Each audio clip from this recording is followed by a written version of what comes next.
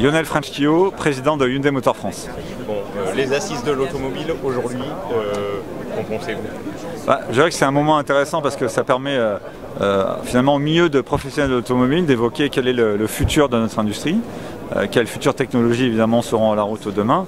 Et c'est vrai qu'on est aujourd'hui dans un moment important de l'automobile, un moment finalement une sorte de carrefour des technologies, et d'être capable de parler d'électrique à batterie ou d'électrique à pile à combustible comme étant des technologies potentielles d'aujourd'hui et de demain, c'est évidemment un moment important. Quelles sont les nouvelles technologies chez Hyundai? C'est vrai qu'aujourd'hui il faut être finalement capable de gérer une transition, et gérer la transition c'est à même d'avoir différentes technologies disponibles aujourd'hui pour être capable de répondre aux besoins des gens maintenant, mais aussi préparer l'avenir. Et donc ce qui fait que chez Hyundai aujourd'hui vous allez retrouver des véhicules diesel, mais vous avez aussi de l'hybride rechargeable, de l'électrique à batterie et de l'électrique à pile à combustible. Donc finalement quel que soit votre besoin, on a une technologie qui répond à votre usage. Alors, les Français sont encore sceptiques au niveau de l'électrique. Qu'en pensez-vous? Est-ce qu'on peut faire des grands parcours avec l'électrique? C'est vrai qu'il reste encore évidemment une majorité de Français à convaincre. On va avoir probablement cette année à peu près 10% du marché qui va être électrique, donc ça progresse vite. Mais c'est vrai qu'on est souvent très focalisé sur l'autonomie des véhicules électriques comme étant la problématique principale.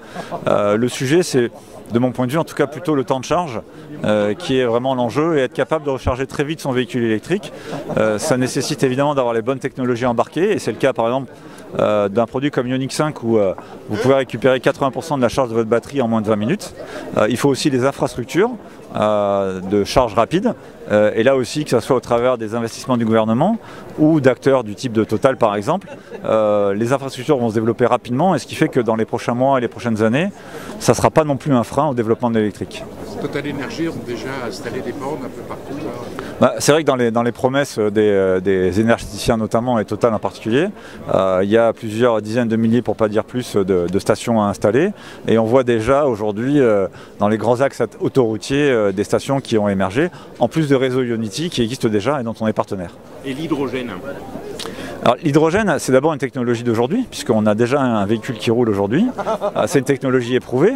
Nous, on est convaincus qu'en complément de l'électrique à batterie, l'hydrogène a toute sa place, là aussi pour des usages spécifiques, pour des gens qui roulent beaucoup, pour des véhicules industriels ou des véhicules utilitaires, des gens qui finalement ont besoin d'avoir une logistique automobile qui soit très limitée, un temps de charge réduit, puisque pour Nexo c'est quelques minutes pour faire le plein, presque 700 km d'autonomie.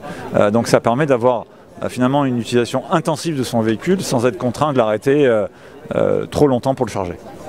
Dernier point, la stratégie chez Hyundai?